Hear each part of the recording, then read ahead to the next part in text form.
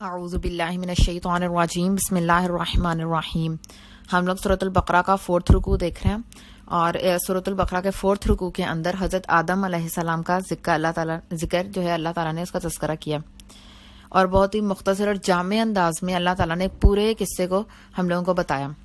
اب جو آج ہم انشاءاللہ تعالیٰ آیات دیکھنے والے نا، وہ ہمارے لیے ایک تو اس میں بہت میسج ہے، اور جیسے اللہ تعالیٰ نے پہلے یہ کیا تھا نا کہ حضرت آدم علیہ السلام کو جب پیدا کیا تھا تو بیسیکلی فرشتوں کو ان کی آزمائش تھی، ان کا ٹیسٹ لینے کے لیے اللہ تعالیٰ نے انہیں کہا کہ وہ حضرت آدم علیہ السلام کو سجدہ کریں۔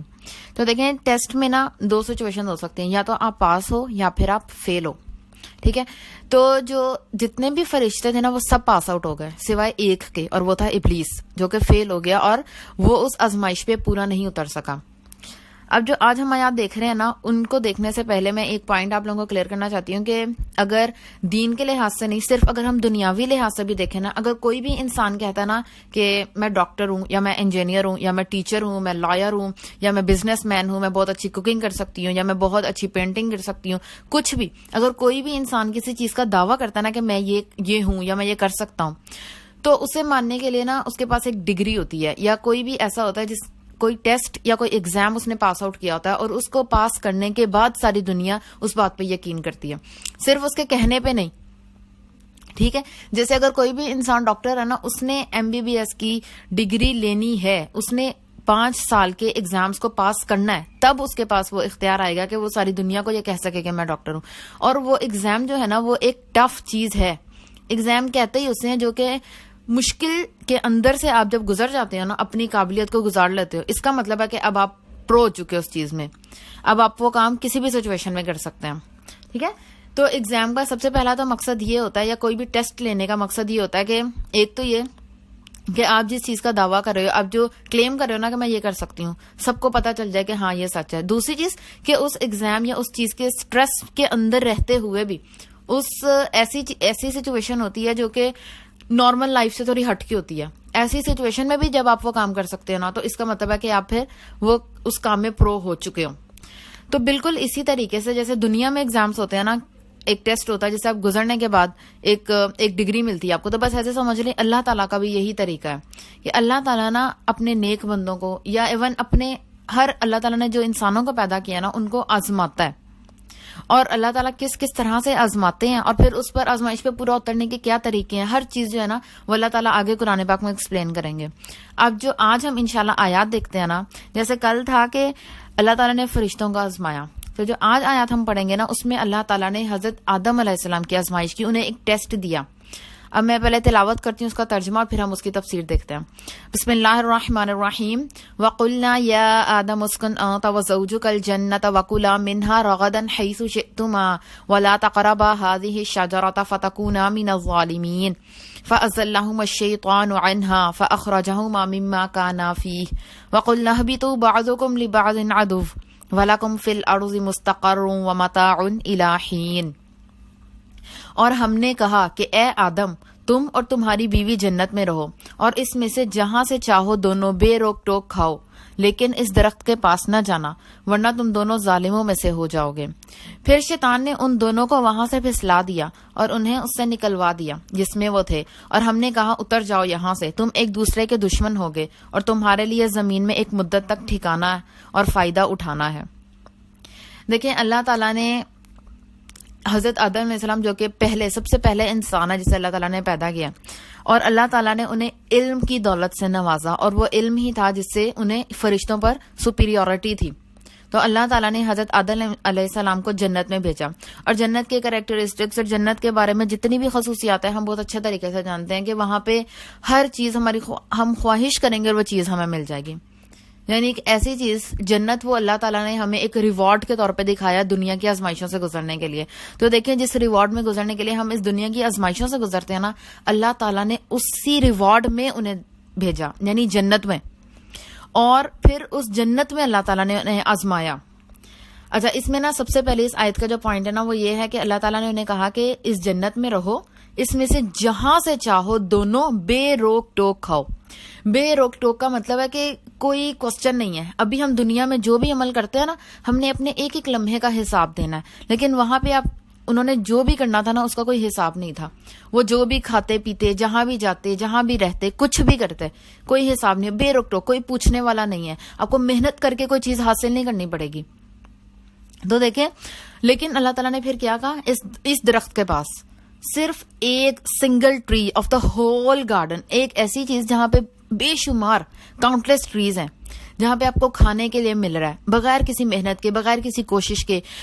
اور دیکھیں وہاں پہ اتنے سارے فرشتوں کو اللہ تعالیٰ نے ان پر لگایا ہوا تھا کہ وہ ان کو ہر طرح کی چیز پرووائڈ کریں گے. اور پھر حضرت آدم علیہ السلام کے بعد اما ہوا کو پیدا کیا تاکہ وہ ایک سپورٹ ہو, وہ ان کے لیے ایک پارٹنر کو بنایا. یعنی کہ جو بھی انسان کی ایک آئیڈیل لائف ہوتی ہے نا, بالکل ویسی تھی.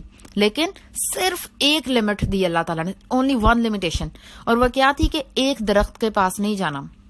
اور ساتھ بتا دیا کہ اگر تم گئے تو ظالموں میں سے. ظالم کون ہوتا ہے؟ ظلم جو ہوتا ہے نا, اس کا مطلب ہے کہ ظلم بیسیکلی اس چیز کو کہتے ہیں کہ آپ اپنے اوپر اپنے آپ کو کسی مشکل میں ڈالتے ہو. ٹھیک ہے. اور اب دیکھیں اس کو اگر ہم آج کے لائف کے اکارڈنگ دیکھتے ہیں نا, تو سب سے پہلی اگزامپل میں یوں سمجھاؤں گی آپ لوگوں کو کہ اللہ تعالیٰ نے نا دنیا میں جتنی بھی پینے کی چیزیں ہیں نا, ہر طرح کا مشروب حلال ہے. ہم سب کچھ پی سکتے ہیں. ٹھیک ہے, ہم شربت پی سکتے ہیں, ہم پانی پی سکتے ہیں, ہم کولڈ ڈرنکس پی سکتے ہیں, اس کے علاوہ ہم کسی بھی فروٹ کا جوس پی سکتے ہیں, ہم لوگ شیکس پی سکتے ہیں, ہم دودھ پی سکتے ہیں. دودھ کو ہم کسی بھی صورت میں پی سکتے ہیں, چاہے ہم اس کا ملک شیک بنا لیں, چاہے ہم اسے بوائل کر کے پی لیں, چاہے ہم کسی بھی طریقے سے. جتنے بھی پینے کی چیزیں سب حلال ہیں سوائے شراب کے. اور دیکھیں اللہ تعالیٰ قرآن پاک میں ہی بتاتے ہیں کہ شراب حرام ہے, اس میں فائدہ ہوگا لیکن اس میں زیادہ نقصان ہے. دیکھیں اگر اللہ تعالیٰ نے ہم پہ کوئی بھی چیز حرام کیا نا, تو اس میں ضرور ضرور ضرور کوئی نہ کوئی انسان کے لیے نقصان کی چیز ہوتی ہے. ٹھیک ہے, ایک چیز. دوسری چیز, اللہ تعالیٰ نے ہر چیز حلال کر دی کھانے کے لیے. ہم دنیا کی ہر چیز کھا سکتے ہیں. سب سے پہلے ہم لوگ سور کا گوشت نہیں کھا سکتے, ایک چیز. دوسری چیز, جس پر اللہ کے علاوہ کسی اور کا نام لیا جاتا ہے, صرف وہ چیز جو ہم نہیں کھا سکتے. تیسری چیز, جس پر جو مردار ہوتا ہے, جو مر چکا ہے, ہم وہ نہیں کھا سکتے. دیکھیں بالکل لمیٹڈ چیزیں ہیں کھانے پینے کی جو ہم نہیں کھا سکتے, گنتی کے, مطلب ہم فنگرز میں انہیں کاؤنٹ کر سکتے ہیں. اس کے علاوہ دنیا میں اللہ نے جتنا رزق پیدا کیا نا, ہم سب کچھ کھا سکتے ہیں. دیکھیں جیسے اللہ تعالیٰ نے انہیں جنت میں کہا کہ جہاں سے دونوں بے روک ٹوک کھاؤ, جہاں سے چاہو. تو ایک طرح سے یہ بھی تو دنیا میں ایسے ہی ہے کہ ہم ہر چیز کھا سکتے ہیں سوائے چند ایک چیزوں کے. ٹھیک ہے. پھر اللہ تعالیٰ نے ہمیں بتا دیا اپنے ریلیشنز میں کہ یہ سب رشتے حلال ہیں سوائے اس تعلق کے. ٹھیک ہے. اگر کوئی بھی انسان کسی کو پسند کرتا ہے تو نکاح سے اسے اپنے لیے حلال کر لے, اور پھر اپنی جو بھی ڈیزائرز ہیں آپ اسے پورا کر سکتے ہو. لیکن اگر وہی کام آپ وداؤٹ نکاح کرتے ہو تو وہ حرام ہے. دیکھیں آپ, اللہ تعالیٰ کو پتا ہے کہ یہ انسان کی خواہش ہے, اس نے اس خواہش کو پورا کرنا ہے. تو اللہ تعالیٰ نے ہمارے پاس دو آپشنز رکھے ہیں کہ ہم اسے حلال طریقے سے بھی کر سکتے ہیں اور حرام طریقے سے بھی کر سکتے ہیں. اور پھر اللہ نے بتا دیا کہ حرام طریقہ جو ہوگا, ایک تو وہ دین کے لحاظ سے بھی غلط ہے کہ obviously اللہ کا حکم ہے یہ غلط ہے, اور وہ انسان کے لیے بھی ٹھیک نہیں ہے دنیاوی لحاظ سے بھی. اس میں کوئی نہ کوئی نقصان ہوتا ہے جو کہ انسان کو یا تو اسی ٹائم یا پھر لمبے عرصے کے بعد اسے نظر آتا ہے کہ یہ چیز اس کے لیے فائدہ مند نہیں تھی. ٹھیک ہے. اس کے علاوہ اور بھی بہت ساری اگزامپلس آ سکتی ہیں کہ اللہ تعالیٰ نے ہر چیز کو حلال کر دیا, ہر چیز کو کرنے کا حکم دے دیا کہ ٹھیک ہے ہم یہ کر سکتے ہیں, بٹ ود سم لمیٹیشنس. جیسے اللہ تعالیٰ نے عورت کو اس چیز سے منع نہیں کیا کہ وہ گھر سے نکلے, وہ علم حاصل کرے, وہ ڈاکٹر بنے, وہ انجینئر بنے, وہ لائر بنے, وہ بزنس کرے, کچھ بھی کر سکتی ہے, لیکن ود سم لمیٹیشنس. کہ اگر آپ نامحرم کے ساتھ ہو تو آپ نے اس سے بات کیسے کرنی ہے, آپ نے اسے دیکھنا کیسے ہے, اور آپ کی لمیٹیشنس کیا ہیں. چھوٹی چھوٹی لمیٹیشنز ہیں کہ ایک مرد اور ایک عورت اکیلے نہیں ہو سکتے. اگر وہ بات کرنا چاہتے ہیں, کوئی بھی ڈسکشن کرنا چاہتے ہیں, تو وہ پبلک میں کر سکتے ہیں. ٹھیک ہے. اور لمیٹڈ ڈسکشن کر سکتے ہیں.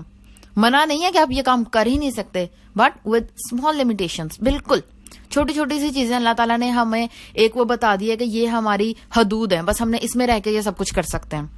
تو دیکھیں حضرت آدم علیہ السلام کو بھی اللہ تعالیٰ نے بالکل ایسے ہی کہا کہ اس جنت میں رہو, وہ جنت جہاں پہ ہر چیز آپ کی مرضی سے آپ کو ملتی ہے, اور جو آپ کھانا چاہتے ہو آپ کھا سکتے ہو بے روک ٹوک, کوئی پوچھنے والا نہیں. لیکن صرف ایک چیز جس سے اللہ تعالیٰ نے روکا کہ درخت کے پاس نہیں جانا. اچھا, ایک تو یہ آیت ہو گئی. دوسری آیت دیکھیں جو کہ ہمارے لیے بھی ایک ایسے سمجھ لیں کہ خطرے کی گھنٹی بجنی چاہیے جب یہ ہم آیت کو سنیں اور اس کو سمجھیں. پھر شیطان نے ان دونوں کو وہاں سے پھسلا دیا. یعنی اچھا اس میں نا پھر یہ آتا ہے کہ شیطان نے بیسیکلی کیا کیا کہ فوراً سے نہیں، کیونکہ شیطان جو ہے نا وہ مجھے یا آپ کو کسی بھی انسان کو نا فزیکلی طور پہ یا ہمیں ہاتھ سے روک نہیں سکتا، بلکہ وہ صرف وسوسہ ڈالنے کی حد تک اس کے پاس اختیار ہے. اس نے کیا کیا کہ حضرت آدم علیہ السلام کو نا آہستہ آہستہ اس کے کان میں، مطلب حضرت آدم علیہ السلام کے نا ذہن میں ہلکا ہلکا وسوسہ ڈالنا شروع کیا کہ صرف دیکھ لو، دیکھنے سے کچھ نہیں ہوتا. اللہ تعالیٰ نے تو کھانے سے منع کیا، دیکھنے سے تھوڑی منع کیا. پھر کہا کہ تھوڑا سا پاس چلے جاؤ، پاس جانے سے تھوڑی منع کیا. پھر اس کے بعد کہا کہ ہاتھ لگا کے دیکھ لو، پتہ نہیں کیا چیز ہے جو اللہ نے منع کیا ہوا ہے. اور پھر ایٹ دی اینڈ یہ آتا ہے کہ شیطان نے جھوٹی قسم کھا کر حضرت آدم علیہ السلام کو دھوکہ دیا اور جھوٹی قسم کھا کے کہا کہ یہ اس لیے اللہ تعالیٰ نے منع کیا ہے تاکہ تمہاری زندگی جو ہے وہ کبھی ختم ہونے والی نہ ہو، مطلب تم کہیں فرشتے نہ بن جاؤ، اس لیے اللہ نے منع کیا. اور انہوں نے حضرت آدم علیہ السلام کے اس بات پر یقین کر لیا اور اس شیطان کی بات پر، اس کے وسوسوں پر یقین کر کے اللہ تعالیٰ کی نافرمانی کر دی. اور پھر اللہ تعالیٰ نے کیا کیا، اللہ نے کیا کہا، ان سے کہا کہ اس سے نکل جاؤ، نکلوا دیا جس میں وہ تھے، اور ہم نے کہا اتر جاؤ یہاں سے. یعنی کہ جو جنت تھی، جو کہ اب ہمارا اینڈ ریزلٹ ہم لوگ جو دیکھتے ہیں نا، اپنے لیے ایک ریوارڈ دیکھتے ہیں، وہ بیسیکلی اس ریوارڈ سے نکال دیے گئے. اور کس نے نکالا؟ اس شیطان نے جو آج مجھے اور آپ کو بھی بہکاتا ہے. دیکھیں شیطان نے نا آہستہ آہستہ آہستہ سلولی انہیں گناہ کی طرف لے کے گئی. تو اب دیکھیں آج دنیا میں بھی نا انسان کبھی بھی، شیطان نا انسان کو کبھی بھی یہ نہیں کہتا کہ تم نماز نہ پڑھو، وہ یہ کبھی بھی نہیں کہتا کہ تم اپنے والدین کے سامنے بدتمیزی کرو، وہ یہ کبھی بھی نہیں کہتا کہ آپ زنا کی طرف جاؤ. وہ نا آہستہ آہستہ، مطلب ایک ہوتا ہے نا سلو پوائزننگ، بالکل ویسے کرتا. مطلب وہ یہ نہیں کہے گا کہ تم نماز نہ پڑھو، وہ کہے گا اچھا ابھی ٹھہر کے پڑھ لینا، ابھی بہت ٹائم ہے، ابھی تم یہ کام کر لو، یہ زیادہ امپورٹنٹ ہے، ابھی تم نے فلاں بندے کو کال کرنی تھی وہ کر لو، اس کے بعد تم نماز پڑھ لینا.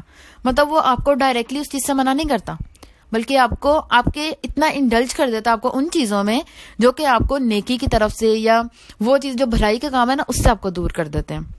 پھر اگر زنا کے لیے دیکھا جائے نا تو وہ بھی ایسا ہی ہوتا ہے. وہ پہلے کہے گا کہ صرف آپ اس سے بات کر لو، بات کرنے میں تو اللہ تعالیٰ نے منع نہیں کیا، یہ تو کام کی بات ہے. اگر آپ کسی کی ہیلپ کرنا چاہتے ہیں سو واٹ، اس میں تو کوئی غلطی نہیں ہے.